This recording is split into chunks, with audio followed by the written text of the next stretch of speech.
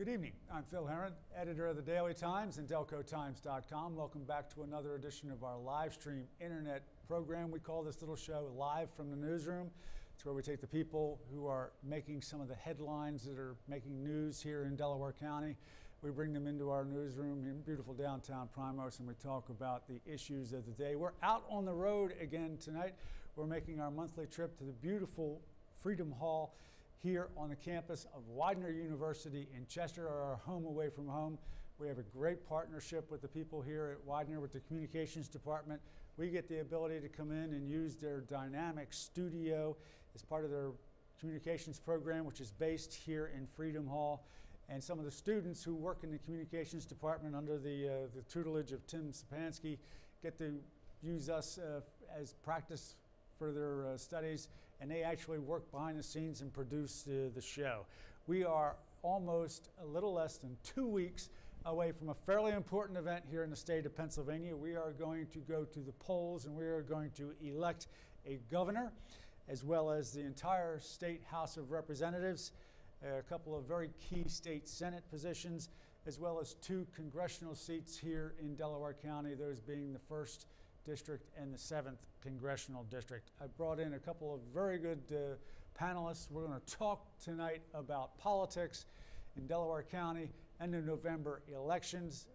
To my immediate left is our good friend here from Widener, political science professor Wes Leckrone, and out to his left, out on my far left, my featured Wednesday columnist in the Daily Times and DelcoTimes.com, Chris Friend. Wes, we'll start with you. We're going to start right at the top of the ballot. Lo and behold, having been the only person, I think, in the state of Pennsylvania who several months ago predicted against all reason that the governor would in fact be reelected, and only to see the polls consistently show him down double digits. We have a poll out earlier this week that shows, in fact, that the race is getting a little bit closer. One particular poll, albeit driven a GOP poll, had the gap down to 7 points between the governor, Tom Corbett, the Republican incumbent, and the Democratic challenger, York businessman Tom Wolf. What's going on? Why is the gap getting a little bit smaller? Well, I think there are a couple of reasons. The first is, depending on who they actually use in the poll, can make a substantial I think they talk to me. Right. So sometimes what they do is they weight the amount of Republicans in these polls, given historical kind of turnout in elections. So that can bridge the gap a little bit. But I think more than that, what we see is that Governor Corbett had a tough time with his own political party, with sure Republicans. Did. And I think what the numbers show in the polls is that Republicans are starting to come home to Tom Corbett, and there's a larger share of the Republicans that are now saying that they're going to support Governor Corbett. Mm-hmm. And for him to have any chance of winning, that's definitely, he's got to pull from his base. Not necessarily that they're going to vote for Tom Wolf, but that they might not show up at all. Chris, you've probably been the polar opposite of me. I think your opinion of the governor and his sort of troubled term in Harrisburg has been pretty clear. Are you surprised that the gap is narrowing? I don't really think the gap's narrowing as much as that poll says. Again, it's a Republican-leaning poll firm. Mm-hmm. Take that with a grain of salt. I think what you'll see at the end of the day is probably somewhere around a little bit, maybe north of 40% for the governor. Mm-hmm. I mean, I think it'll probably be somewhere between 15 and 18%. I think best case scenario, you're looking at, 12 to 14% deficit. Yeah. And, he's going to be he's one of the few Republican governors nationwide that will lose, and maybe the only one come election night. Right. And he will, if in fact that is the case, which is one of the things that I have been banking on, he will certainly fly in the face of what this state's history has been. Ever since we've given the governors the ability to seek a second term, no incumbent in Pennsylvania has ever lost. What we do instead is we give each party 8 years and then we flip the other way. We'll go 8 years with a Republican and then we'll go 8 years with a Democrat. So, Chris, you're saying that you're pretty confident that the Pennsylvanians are going to fly in the face of that kind of tradition? You can put it in the bag at this point. And I say that, everyone should go out. Certainly we encourage people to vote, but at this point, I really think if there's any race you're ever going to say is inevitable, I think this is it. Yeah. And, Tom Corbett's not done a very good job at getting his message out. Yeah. Some of the things that he has accomplished are, the biggest tax increase for gasoline, biggest in the entire nation. It really has alienated quite a bit of his base.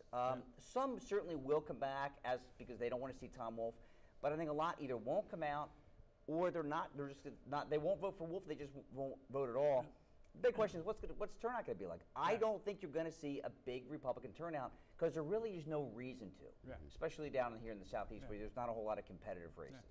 A reminder to our viewers, we're an online show. We've been taking questions. We'll get to some of those in a little bit for our panel. You can also log on to delcotimes.com, take part in our chat.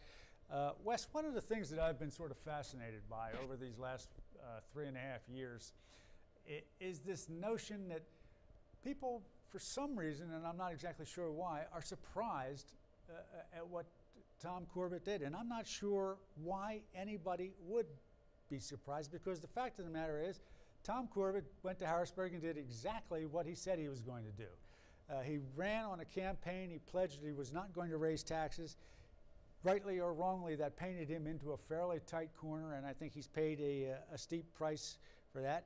But, the economy, he had serious economic issues when he came into office that were left on his doorstep by the previous governor, Ed Rendell.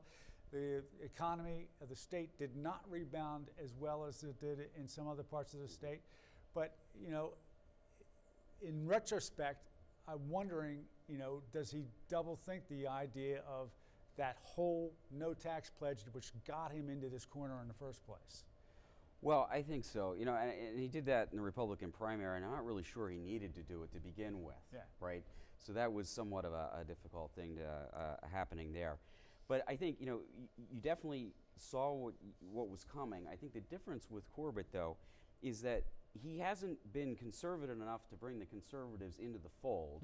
So he's not like a guy like Scott Walker in Wisconsin, who's a firebrand conservative, right? So he's done some things like, a relationship to not kind of following up on the gay marriage decision. He didn't choose to kind of keep going forward with the voter ID.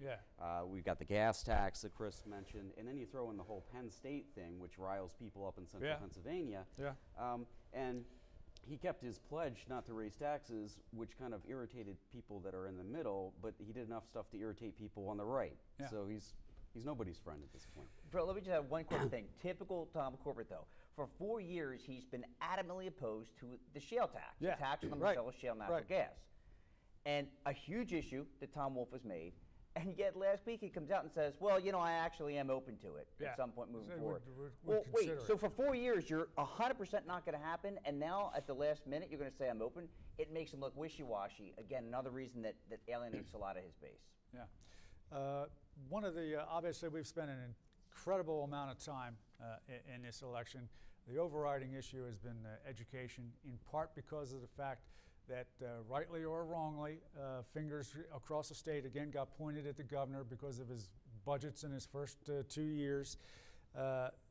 Let's talk a little bit about this whole idea of the famous, or maybe we should be better put, infamous $1 billion cut. Now, the governor's version of this is, hey, don't look at me. Governor Rendell, who preceded me, was basically filling in all these potholes that were in the budget with these federal stimulus funds. And then when I came into office, they pulled the rug out, pulled the stimulus funds back, and then I had some hard choices I had to make. Are you buying that argument, Wes? Well, this is one of those rare times in which I think both sides can use the facts without lying. Oh yeah, absolutely. And so, yes, there were the budget cuts. You can blame it on the end of the stimulus funds. But what happened was, after that, while they did raise the amount of funding that went to education across the state share remained relatively the same. Right. But a lot of that additional money did not go towards actual school resources, but rather went towards funding pension plans. Right. So while there may be a record amount of spending on education, it's not necessarily going to the schools, and that's what causes the problem. So both sides have some facts. It's just how the public perceives them. Chris,